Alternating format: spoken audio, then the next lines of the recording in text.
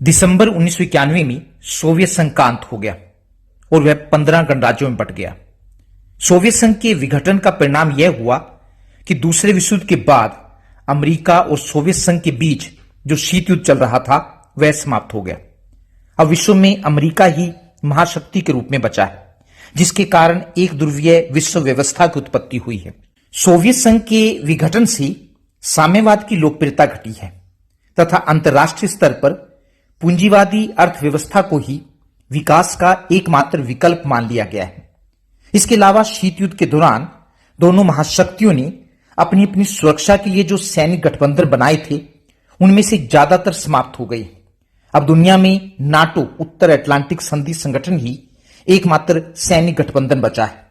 दिलचस्प बात यह है कि सोवियत संघ से अलग हुए देश भी नाटो का हिस्सा बनना चाहते हैं, लेकिन रूस इस हक में नहीं है। उसे लगता है कि यदि सोवियत खेमे के देश नाटो के सदस्य बन जाएंगे तो इस क्षेत्र में अमेरिका की दखलंदाजी बढ़ जाएगी। वर्तमान समय में रूस और यूक्रेन के बीच जो युद्ध चल रहा है उसकी एक वजह यूक्रेन का नाटो का सदस्य बनना है।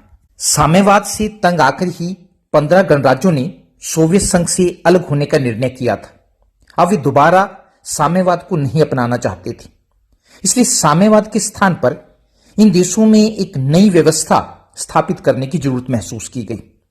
अतः सोवियत संघ के विघटन के बाद बने गणराज्यों को साम्यवाद से पूंजीवाद में बदलने के लिए तथा एक दलीय व्यवस्था से लोकतांत्रिक व्यवस्था में बदलने के लिए विश्व बैंक और अंतर्राष्ट्रीय मुद्रा कोष इंटरनेशनल मॉनेटरी फंड के द्वारा कुछ मापदंड अपनाए गए। इन मापदंडों को राजनीति की भाषा में शॉक थेरेपी का नाम दिया गया। वैसे चिकित्सा विज्ञान में शॉक थेरेपी का अर्थ आघात पहुंचाकर या सदमा पहुंचाकर रोगी का इलाज करना है। शॉक थेरेपी के अंतर्गत सोवियत संघ के विघटन के बाद बने गणराज्यों में कई बदलाव किए गए। जैसे इन सभी गणराज्यों में से साम्यवादी अर्थव्यवस्था को खत्म करके पूंजीवादी अर्थव्यवस्था की स्थापना की गई। कहने का मतलब यह है कि अब सरकार के नियंत्रण में कुछ नहीं था। संपत्ति पर से सरकार के नियंत्रण को खत्म करके संपत्ति का निजीकरण किया गया, अर्थात लोगों को संपत्ति रखने का अधिकार दे दिया गया, जबकि पहले सब कुछ सरकार का होता था। यह माना गया कि ज्यादा से ज्यादा व्यापार करके ही विकास किया जा सकता है, इसलिए व्यापार पर लगे प्रतिबंधों को हटा दिया गया। पहले गणराज्य आपस में ही व्यापार कर सकते थे, लेकिन शॉक थेरेपी के अंतर्गत गणराज्यों के बीच होने वाले व्यापार को समाप्त कर दिया गया। प्रत्येक गणराज्य को एक दूसरे के साथ व्यापार न करके पश्चिमी देशों के साथ व्यापार करने के लिए कहा गया। इस प्रकार मुक्त व्यापार की नीति अपनाई गई। पहले सोवियत संघ में सामूहिक खेती होती थी। सभी किसान बड़े बड़े खेतों पर मिलकर खेती करते थे। इन बड़े बड़े खेतों को वहां कोलखोज कहा जाता था। इन सामूहिक खेतों या कोलखोज में काम करने से जो मुनाफा होता था उसे सभी किसानों के बीच बांट दिया जाता था। लेकिन शॉक थेरेपी के अंतर्गत सामूहिक खेती को निजी खेती में बदला गया, अर्थात खेती को निजी हाथों में सौंप दिया गया।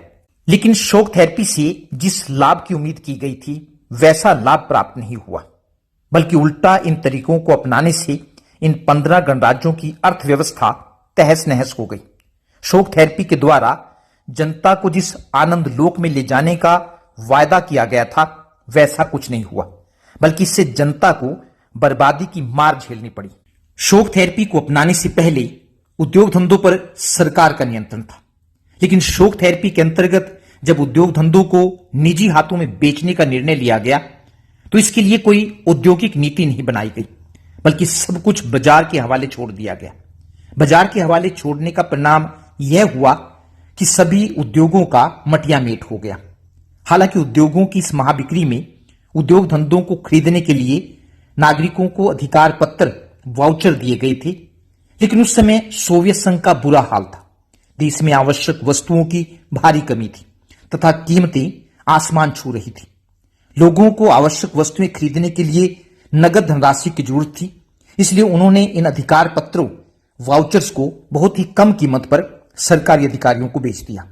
क्योंकि सोवियत संघ में लंबे समय तक एक ही दल का शासन था, एक ही दल का शासन होने के कारण सरकारी अधिकारी पैसे वाले बन गए थे बाद में इन्हीं सरकारी अधिकारियों ने जनता से बहुत ही कम कीमत पर खरीदे गए इन अधिकार पत्रों के द्वारा मिट्टी के मोल सरकारी उद्योग धंधों को खरीद लिया।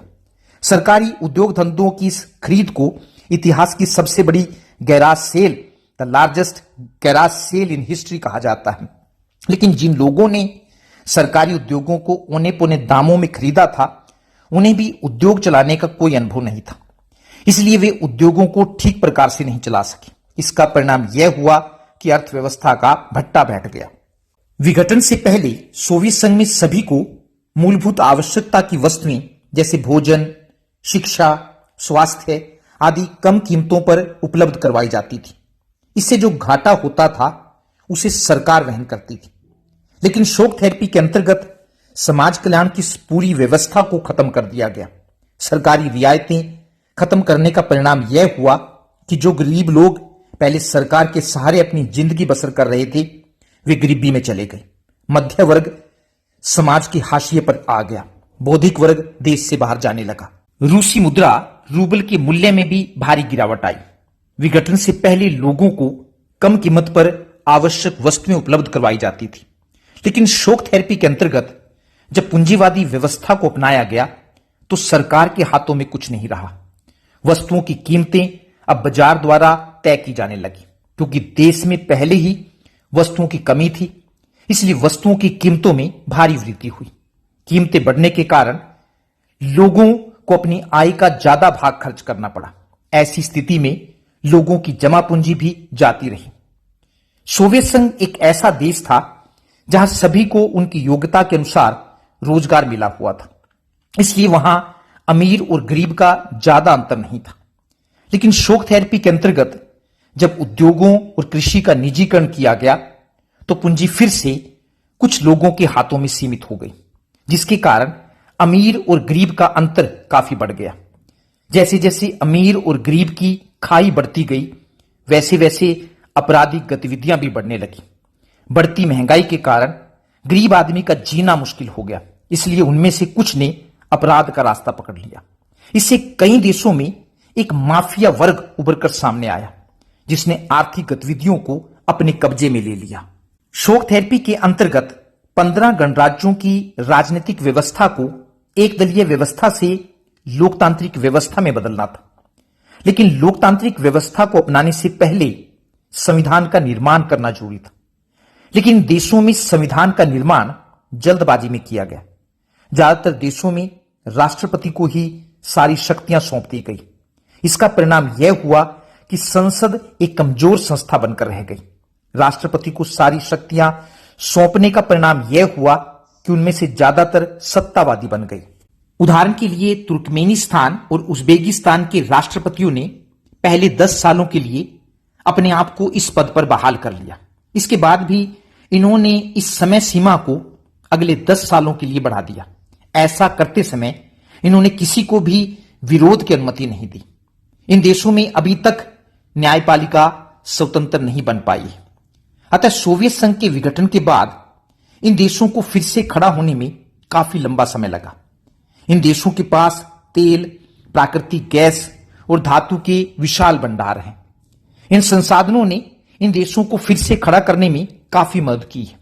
लेकिन इन संसाधनों के कारण यह क्षेत्र बाहरी ताकतों और तेल कंपनियों के लिए प्रतिस्पर्धा का अखाड़ा भी बन गया है। खनिज तेल के विशाल भंडार होने के कारण चीन के हित इस क्षेत्र से जुड़े हुए हैं।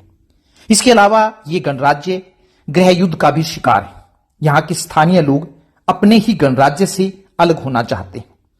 कई देश नदी जल के सवाल पर आपस में भिड़े हुए हैं। इन सारी बातों के कारण इन देशों में अस्थिरता का माहौल है और यहां आम आदमी का जीना दूभर है।